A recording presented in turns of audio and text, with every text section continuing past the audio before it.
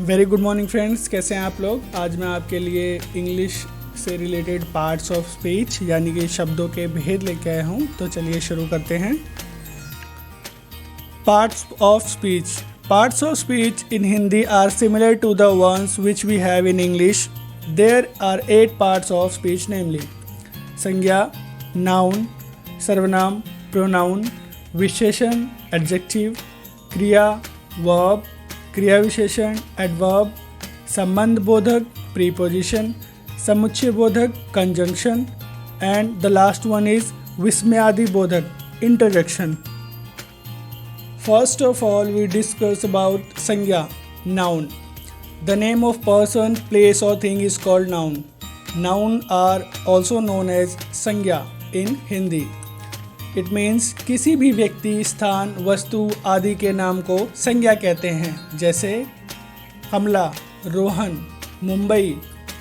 For example, कमला एक किसी खास गर्ल का नाम है, रोहन वैसे ही एक किसी खास बॉय का नाम है, मुंबई ये एक खास महानगर का नाम है।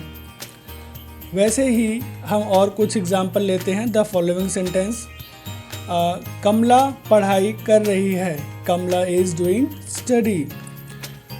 रोहन बहुत नटखट है, Rohan is very naughty. Mumbai बहुत सुंदर महानगर है, Mumbai is very beautiful city. इन सभी में संज्ञा का उपयोग हुआ है। द सेकेंड वन इज सर्वनाम, pronoun. Pronoun are words used in place of noun. In Hindi, pronouns are called as सर्वनाम. It means संज्ञा के बदले आए हुए शब्द को सर्वनाम कहते हैं, जैसे वह, वो, हम, तुम, मैं, तुम्हारा इत्यादि। फॉर एग्ज़ाम्पल, वह, ही और शी, वो, दे, हम, वी, तुम, यू, मैं, आई, तुम्हारा, your. The following sentences contain examples of सर्वनाम, प्रोनाउंस। लाइक हम लोग आज घूमने जा रहे हैं, we have been going around today. मैं बाजार जा रही हूँ, I am going to market. यहाँ पर हमने संज्ञा के बदले सर्वनाम का प्रयोग किया है। हमने यहाँ पर किसी भी व्यक्ति, स्थान या भाव या नाम को प्रयोग नहीं किया है, हमने उसकी जगह सर्वनाम को प्रयोग किया है। द नेक्स्ट वन इज विशेषण, एडजेक्टिव। विशेषण also give additional information about the noun और द प्रोनाउन। किसी भी संज्ञा अथवा सर्वनाम की विशेषता बताने वाले को विशेषण कहते हैं, जैसे एक युवा लड़का। यहाँ पर युवा जो है वो लड़के की विशेषता को बता रहा है। और एग्जाम्पल्स देखते हैं, चतुर, क्लेवर, काला, ब्लैक, लंबा, लॉन्ग, छोटा, स्मॉल, युवा, young. The following sentences contain example of विशेषण, adjective। रोहन एक चतुर लड़का है, Rohan is clever boy. Mahesh लंबा लड़का है, Mahesh is tall boy. The next one is क्रिया, verb. In Hindi, the verb, especially the action verb, is known as क्रिया।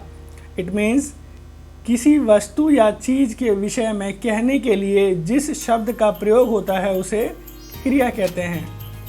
एग्जाम्पल के लिए, खाना, ईटिंग, जाना, गोइंग, सोना, स्लीपिंग, गाना, singing.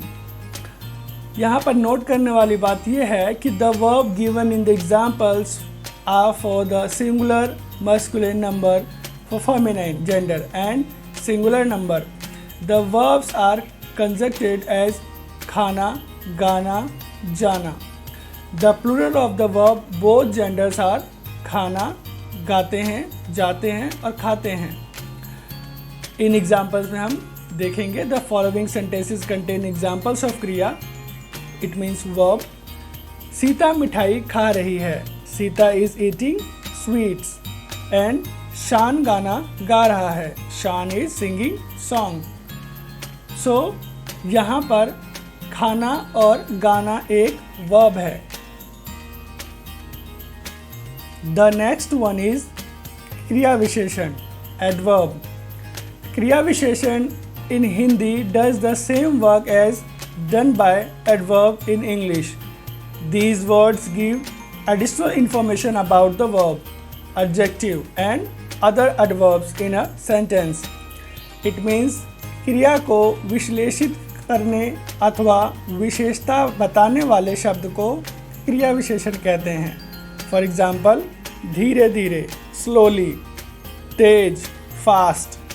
The following sentences contain example of क्रिया विशेषण। राम धीरे धीरे खाना खाता है, राम eats food slowly। खरगोश बहुत तेज दौड़ता है, दौड़ रहा है। Rabbit is running very fast। यहाँ पर धीरे धीरे और बहुत तेज जो है ये क्रिया विशेषण है। The next one is preposition, संबंध बोधक। Preposition are describe the relationship between the noun, verb and adjective। जो संबंध बोधक शब्द होते हैं वो नाउन, क्रिया और विशेषण के बीच में संबंध को बताते हैं। संबंध बोधक शब्द are words that also tell about the relationship of संज्ञा सर्वनाम with other words of the sentence. For example, inside यानी कि भीतर, आउटसाइड बाहर, near, pass। The following sentences contain example of संबंध बोधक। राम घर के बाहर है, Ram is upside at the home। Rita hotel के अंदर है, Rita is inside the hotel। यहाँ पर राम और रीटा संबंध स्थापित कर रहे हैं घर के बाहर और होटल के अंदर के साथ। इट मीन्स कि राम का संबंध घर के बाहर से है और रीता का संबंध होटल के अंदर से है। The next one is conjunction, समुच्चय बोधक। Words, those words which does the job of joining two sentences और parts of sentences are known as conjunction. It means जब दो या दो से अधिक शब्दों अथवा वाक्यों को जोड़ा जाता है तो उसे समुच्चय बोधक कहते हैं। फॉर एग्जाम्पल, एंड, और, किंतु, क्योंकि, because and but. The following sentences contain examples of समुच्चय बोधक कंजंक्शन।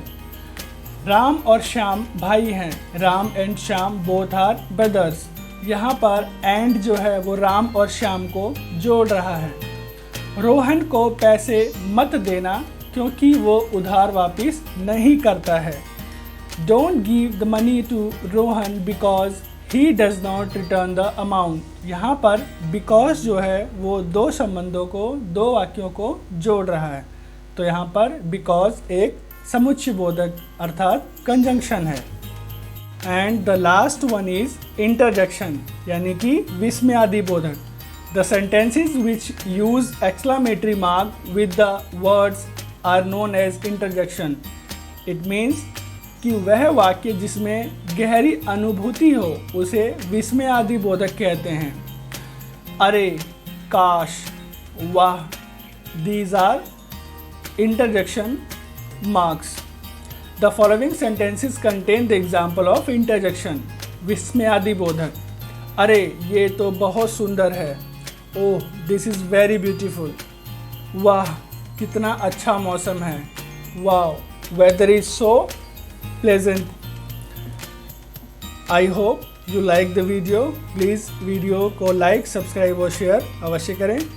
Thank you.